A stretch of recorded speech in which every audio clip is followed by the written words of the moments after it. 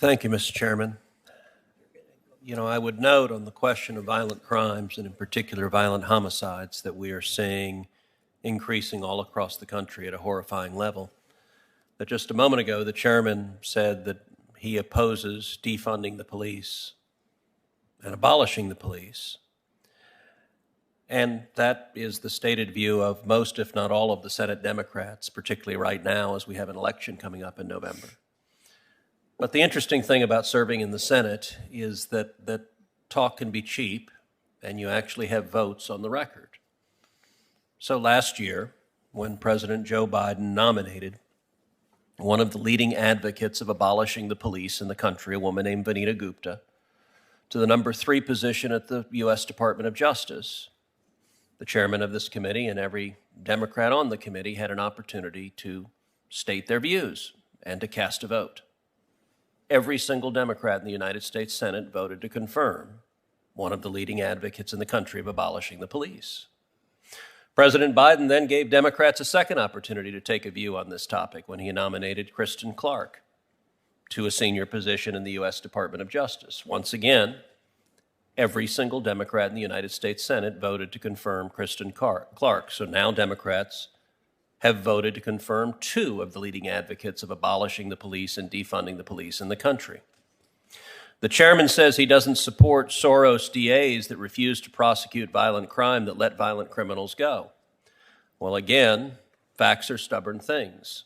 One of those Soros DAs was a prosecutor named Rachel Rollins, who in Suffolk, Massachusetts, put out a list of 15 crimes, many of which were violent, that she would not allow her prosecutors to prosecute. President Biden nominated Ms. Rollins to be the United States Attorney for the Commonwealth of Massachusetts.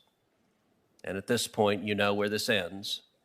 Every single Democrat in the entire Senate voted to confirm Ms. Rollins, a Soros prosecutor who would not prosecute a significant number of violent criminals, to be the U.S. Attorney. Actions have consequences.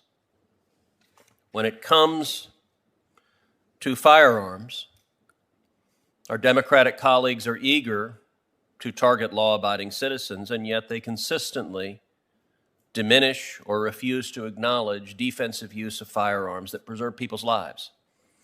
I read from you a 2013 executive order, and in fact the report that was published pursuant to that executive order, from the White House of President Barack Obama, hardly a right-wing source. According to the Obama White House, and I am quoting here, quote, defensive use of guns by crime victims is a common occurrence, although the exact number remains disputed. Almost all national survey estimates indicate that defensive gun uses by victims are at least as common as offensive uses by criminals, with estimates of annual uses ranging from about 500,000 to more than 3 million. In other words, what the Obama White House told America is that up to 3 million times a year, an American uses a firearm in a defensive capacity, in a capacity to prevent a violent crime, in a capacity to protect themselves, in a capacity to protect their children. And yet, in all of these discussions, those defensive uses of firearms to keep people safe, to keep people alive, are consistently disregarded. I would note also that we have testimony that was submitted by Amy Swearer from the Heritage Foundation, which I'd ask unanimous consent to enter into the record. So ordered.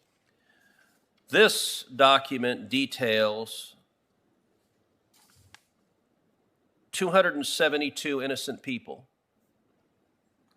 who were facing potentially domestic violence, whose lives were saved by the use of a firearm, including 48 minor children. And it goes through example after example after example. Now, Ms. Sullivan, you said in your written testimony, and just a moment ago in your oral testimony, that women are one of the fastest growing demographics of new gun owners in America and in your home state of Connecticut. Can you tell this committee why you believe that's the case and what what are the potential benefits of that development? Yeah, absolutely. In Connecticut, it is truly incredible to see the number of women who have a new mindset to say that they will not be a victim. And the reality is our state feels more unsafe than I've ever known it to be. I've had individuals come up my driveway that don't belong there, and we are truly seeing a new state of things in Connecticut where it is very unsafe, and women are flocking to the range. Classes are filling up where they are understanding as empowered feminist women that they have the ability to defend themselves. And one of the things that's often overlooked is if there is a larger offender, there are very few things that a woman can use to truly defend herself the way she can with a firearm, a knife, a bat. None of those things really give her the ability to have equal force. And it's very important that we're clear that this is about defensive use. This is not offensive use. And women are understanding and realizing that they have the ability to protect their own lives with this tool. Thank you. That was very powerful.